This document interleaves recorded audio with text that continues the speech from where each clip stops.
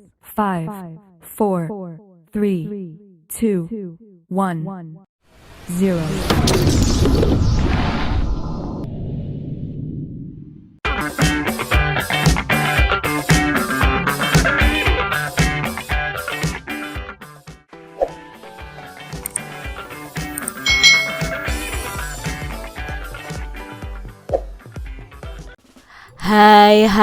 Hai. Selamat datang di channel YouTube Kak Citra. Apa kabar adik-adik semuanya? Kak Citra berharap kalian dalam keadaan yang baik, sehat, dan siap untuk belajar ya. Hari ini kita akan belajar bersama-sama untuk mata pelajaran tematik kelas 6. Kita belajar di tema 9, menjelajah angkasa luar, subtema 3, tokoh penjelajah angkasa luar, pembelajaran yang ke-6. Mari adik-adik yang hebat, kita belajar dengan penuh semangat ya. Adik-adik perhatikan gambar berikut ini. Ini gambar atau foto dari Yuri Gagarin.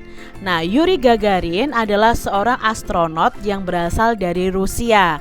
Ia adalah orang pertama yang pergi ke angkasa luar dan masuk ke orbit bulan pada tahun 1961.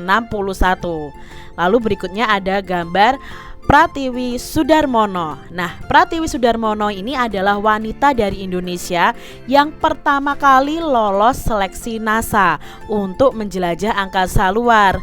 Sedianya ia akan diberangkatkan sebagai kru spesialis dalam peluncuran satelit Indonesia yakni Palapa B3. Namun sayang, pada tahun 1986 pesawat ulang-alik Challengers itu meledak dalam penerbangannya. Oleh karena itu, NASA membatalkan penerbangan dan Palapa B3 diluncurkan tanpa kehadiran astronot Indonesia. Wah, dua wanita ini sangat keren ya adik-adik ya. Adik-adik, setelah membaca keterangan singkat tentang kegiatan para ilmuwan untuk menjelajah angkasa luar di atas, buatlah nih beberapa pertanyaan tentang segala hal yang ingin kamu ketahui dari kehidupan para astronot. Nah, buatlah paling sedikit 3 pertanyaan nih adik-adik. Lalu kita diskusikan bersama ya bagaimana jawabannya.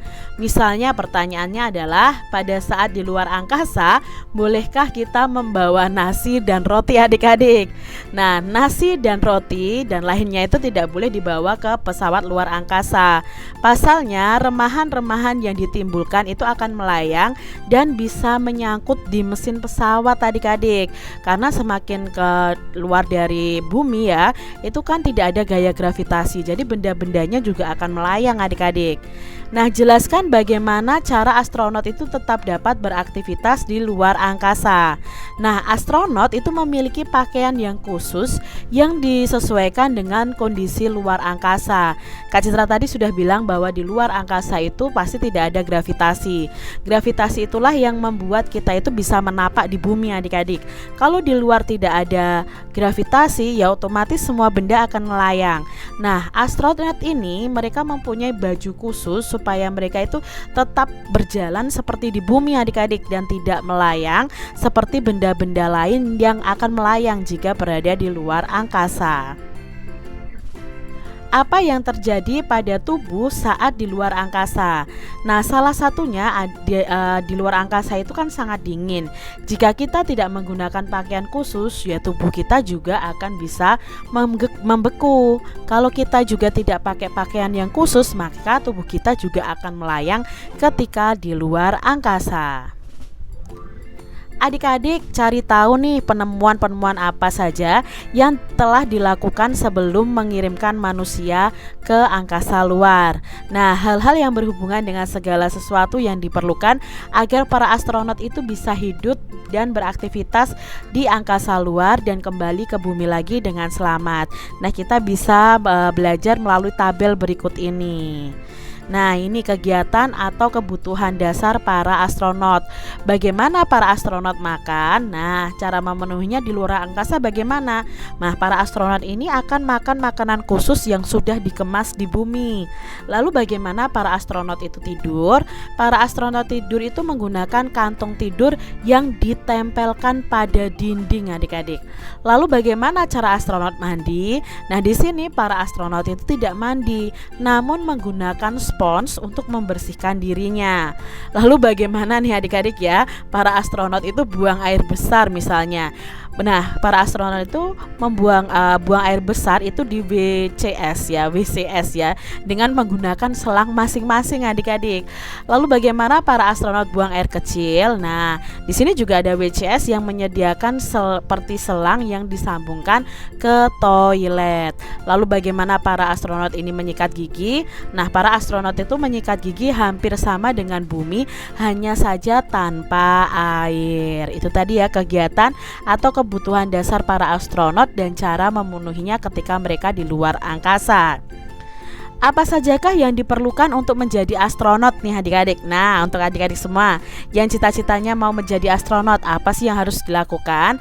Nah, jika ingin menjadi astronot di NASA Amerika, ada beberapa persyaratan yang dibutuhkan. Yang pertama, sebenarnya memiliki kewarganegaraan Amerika Serikat.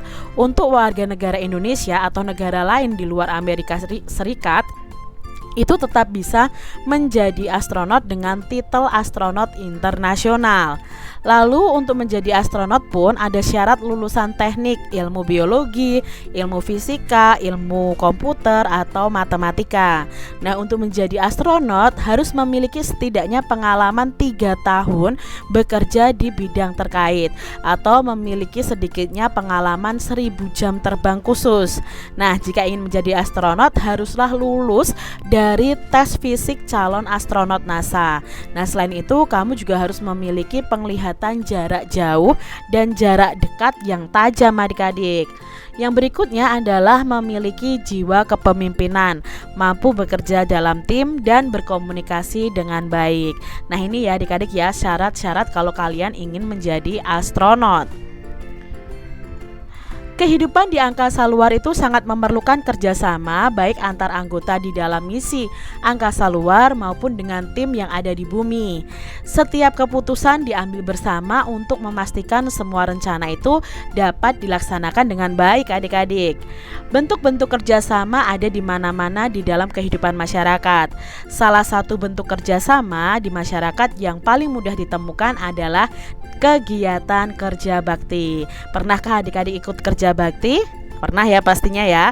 Mari kita simak kisah berikut ini. Yuk Kerja Bakti oleh Niken Ari. Musim hujan telah tiba. Warga Kelurahan Mekarjaya Depok bersiap menghadapi musim itu. Biasanya bersamaan dengan musim hujan, penyakit demam berdarah juga datang karena banyaknya air yang tergenang. Untuk menghindari adanya warga yang terkena demam berdarah, Pak RT ini mengajak warganya untuk bekerja bakti membersihkan lingkungan hari Minggu ini. Ayah, aku mau ikut kerja bakti dong. Aku sudah siap nih, kata Romi saat melihat ayahnya bersiap-siap akan ikut kerja bakti.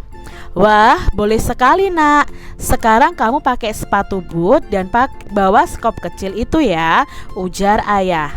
Romi langsung mengambil sepatu bootnya dari lemari. Ia memakainya dengan cepat. Tak lupa ia membawa skop kecil dan topi seperti yang diminta ayah. Setelah siap, mereka pun berangkat menuju lapangan, tempat para warga berkumpul. Di lapangan sudah banyak orang berkumpul. Bapak-bapak yang akan kerja bakti itu sedang mengisi tenaga dengan makanan yang disiapkan ibu-ibu dan anak-anak perempuan. Ibu Romi, Sinta, serta adik Romi juga sibuk membantu membawakan makanan, teh, dan kopi. Wah, pantas saja tadi di rumah ibu membuat banyak sekali pisang goreng, pikir Romi. Tidak hanya bapak-bapak yang akan kerja bakti, anak laki-laki seusia Romi juga ikut membantu. Romi melihat temannya yaitu Adi dan Budi sudah berada di lapangan. Adi membawa cangkul kecil dan Budi membawa karung. Tak lama kemudian, kerja bakti dimulai adik-adik. Semua orang yang ikut serta bekerja bakti langsung menyebar ke daerah RT 03. Ada yang mulai membersihkan selokan yang mampet, lalu mencabuti rumput liar dan mengumpulkan sampah. Pokoknya semua sibuk sekali. Romi, Adi, dan Budi juga tak kalah sibuk. Mereka membantu loh membersihkan selokan yang tertutup tanah. Romi mengeruk tanah itu dengan sekop kecil miliknya. Adi juga sama. Ia mengambil tanah yang menutupi selokan dengan cangkul. Sedangkan Budi menampung tanah dengan karung yang dibawa. Waktu sudah menunjukkan pukul 11 siang dan semua pekerjaan sudah selesai. Wilayah RT 03 menjadi lebih bersih dan rapi adik-adik. Sudah tidak ada tumpukan sampah ataupun selokan yang mampet. Karena lingkungan tempat tinggal sudah lebih bersih, warga pun senang dan siap menghadapi musim hujan. Diambil dari Nusantara Bertutur, Kompas Minggu 24 September 2017. Nah itu ya adik-adik ya, bagaimana kerja bakti di daerah tempat tinggal Romi. Sebuah cerita itu dapat memiliki persamaan dan perbedaan dengan pengalaman pribadi kita atau dengan film yang mungkin pernah kita tonton adik-adik. Nah setelah membaca cerita di atas, kita bisa melakukan kegiatan berikut ini. Kita bisa menggunakan diagram di bawah ini untuk melengkapi keterangan tentang cerita fiksi tadi. Lalu kita tuliskan nih bagian yang kita sukai dari cerita fiksi tadi dalam satu paragraf dan jelaskan mengapa kamu menyukainya. Nah adik-adik, kita akan jelaskan persamaan dan perbedaan cerita tersebut dengan peristiwa yang mungkin pernah kita alami atau kita pernah menonton film yang hampir sama dengan cerita tersebut. Nah misalnya Kak Citra buat diagramnya seperti ini. Bagian yang paling disukai dari cerita fiksi di atas adalah tentang banyak sekali yang ikut kerja bakti. Tidak hanya bapak-bapak yang akan kerja bakti, anak laki-laki seusia Romi juga ikut membantu. Nah hal tersebut menunjukkan kebersamaan dalam menjaga persatuan dan kesatuan. Nah di sini kita lihat nih adik-adik ya. Persamaannya apa? Nah persamaannya itu dari lingkaran yang saling bersinggungan ini antara cerita fiksi dan mungkin pengalaman kita. Persamaannya adalah kerja bakti itu bisa meningkatkan persatuan dan kesatuan. Kalau cerita fiksi tadi itu tentang warga Kelurahan Mekarjaya Depok bersiap menghadapi musim hujan. Pak RT mengajak warganya untuk bekerja bakti membersihkan lingkungan hari Minggu ini. Mungkin pengalaman pribadi kalian apa? Misalnya saya pernah mengikuti kerja bakti di lingkungan rumah. Kerja bakti dilaksanakan dalam rangka persiapan menyambut hari kemerdekaan. Warga bersama-sama membersihkan lingkungan. Nah ini pengalaman kalian pasti sesuai dengan apa yang pernah kalian alami adik-adik ya. Ini dari Kak Citra hanya contoh saja. Nah dari diagram ini, berdasarkan diagram Venn ini kita jelaskan nih dalam satu paragraf perbedaan dan persamaan dari cerita fiksi dan pengalaman pribadi tersebut. Persamaannya adalah ini tentang sama-sama ceritanya tentang kerja bakti meningkatkan persatuan dan kesatuan. Sedangkan perbedaannya adalah cerita fiksi kerja bakti ini dilakukan untuk menghadapi musim hujan. Sedangkan pada pengalaman pribadi kerja bakti itu dilakukan untuk menghadapi peringatan Hari Kemerdekaan Indonesia. Itu tadi persamaan dan perbedaannya adik-adik. Nah adik-adik bisa loh membuat sebuah karangan dengan mengembangkan bagian yang berbeda dari cerita fiksi di atas. Nah kalian bisa mengambil beberapa bagian dari cerita fiksi itu sebagai bantuan, lalu kalian meneruskan nih dengan cerita kalian sendiri berdasarkan pengalaman kalian. Contohnya di sini bagian tengahnya Kak Citra ubah. Tak lama kemudian kerja bakti dimulai. Semua orang yang ikut serta bekerja bakti dibagi dalam beberapa kelompok.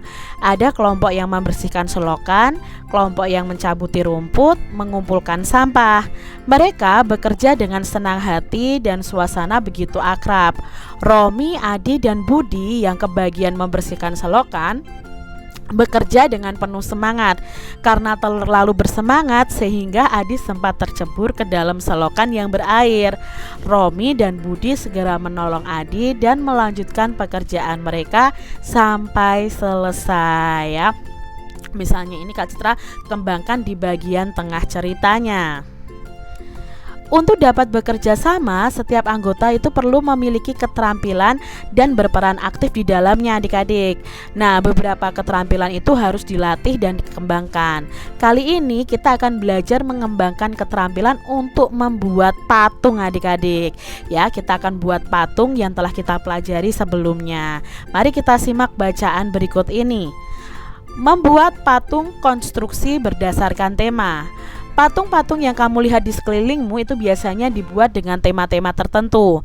Ada yang temanya manusia, tumbuhan, binatang, benda langit, bahkan bertema kontemporer.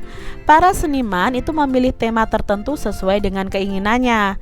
Kadang-kadang mereka membuatnya itu sesuai dengan keinginan orang lain yang meminta bantuannya untuk membuat patung. Lihatlah sekelilingmu, apakah kamu dapat menjelaskan tema-tema patung yang ada di sekitar kalian? Nah, biasanya tema manusia, binatang, dan tumbuhan merupakan tema yang telah dikembangkan bahkan sejak zaman purbakala. Nah, hal ini disebabkan tema ini merupakan tema yang paling melekat dengan kehidupan manusia dari zaman ke zaman. Demikian juga dengan seni kerajinan patung yang menggunakan teknik konstruksi ini. Tema-tema manusia, binatang, dan tumbuhan itu sering digunakan adik-adik, tentu saja dalam bentuk yang berbeda. Misalnya, patung konstruksi manusia dapat berupa robot yang menyerupai manusia. Perhatikan nih beberapa gambar ya. Contoh patung konstruksi dengan tema manusia yang gambar pertama ya, binatang yang gambar kedua, dan tumbuhan di gambar yang ketiga. Nah, adik-adik, dapatkah kamu menjelaskan bahan-bahan yang digunakan untuk membuat patung konstruksi tersebut? Nah, di sini ya, kalau ini ada dari plastiknya, lalu ini dari kayu ya, ini dari kertas yang disusun. Ini adalah contoh patung konstruksi. Jika kamu memperhatikan dengan baik, patung robot tersebut dibuat dengan menggunakan bahan dari botol plastik, lalu tutup botol plastik dan bola pingpong adik-adik. Patung tersebut itu dirangkai tanpa menggunakan lem, tetapi menggunakan pengikat dari plastik. Gambar kedua itu berupa kepala binatang, dibuat dengan bahan kertas kardus. Nah, ini dari kardus adik-adik ya. Lalu dibentuk dan kemudian dirangkai seperti puzzle. Biasanya teknik ini tidak memerlukan lem, hanya dirangkai dan dikaitkan satu dengan yang lainnya. Sedangkan gambar ketiga itu berbahan kertas dengan teknik yang kurang lebih sama dengan teknik yang digunakan pada gambar yang kedua. Nah, ini adik-adik ya, contoh patung menggunakan bahan-bahan bekas. Di sini ada bacaan juga yang berjudul membuat patung dengan tema manusia. Untuk membuat patung konstruksi dengan tema manusia, kamu perlu melakukan tahapan yang kurang lebih sama dengan tahapan membuat kendaraan luar angkasa pada pembelajaran sebelumnya. Adik-adik tentu masih ingat ya, kita telah belajar dari kesulitan yang kita hadapi pada pembelajaran sebelumnya dan juga belajar dari teman-temanmu. Nah, sekarang saatnya adik-adik untuk merancang nih dan membuat patung yang menyerupai manusia dengan lebih baik. Nah, bentuk manusia yang kamu ciptakan dapat berupa robot yang menyerupai manusia atau bentuk lain yang menyerupai manusia. Hal utama dan pertama yang harus kamu lakukan adalah membuat rancangan dalam bentuk gambar. Mulailah dengan rancangan sederhana dan ukuran yang tidak terlalu besar. Ukuran patung yang besar tentu akan memerlukan bahan yang lebih banyak dan waktu pengerjaannya pun akan lebih lama adik-adik. Nah, langkah kedua adalah mencari bahan-bahan dan alat yang tersedia dan diperlukan untuk membuatnya. Berikutnya adalah kalian mencari cara untuk merangkainya.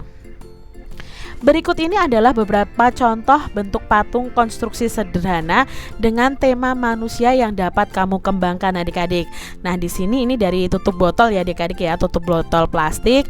Lalu ini dari botol plastik dan tutup botol yang dikembangkan ya. Ini juga begitu. Lalu dari garpu dan sendok plastik ya. Ini juga dari kardus. Nah, adik-adik bisa loh membuat patung konstruksi sederhana dengan tema manusia. Adik-adik, bacalah kembali nih cerita fiksi tentang kerja bakti di atas dengan seksama. Mari kita analisis dengan menjelaskan usaha meningkatkan persatuan dan kesatuan beserta akibat-akibat yang ditimbulkan dalam sebuah tabel berikut ini. Nah, usaha meningkatkan persatuan dan kesatuan dalam bacaan tadi, Pak RT itu mengajak warganya untuk bekerja bakti membersihkan lingkungan pada hari Minggu. Akibat yang ditimbulkan apa?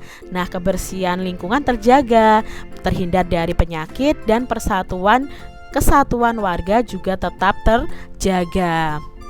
Lalu usaha tadi yang meningkatkan persatuan dan kesatuannya adalah Romi itu ikut kerja bakti bersama ayahnya.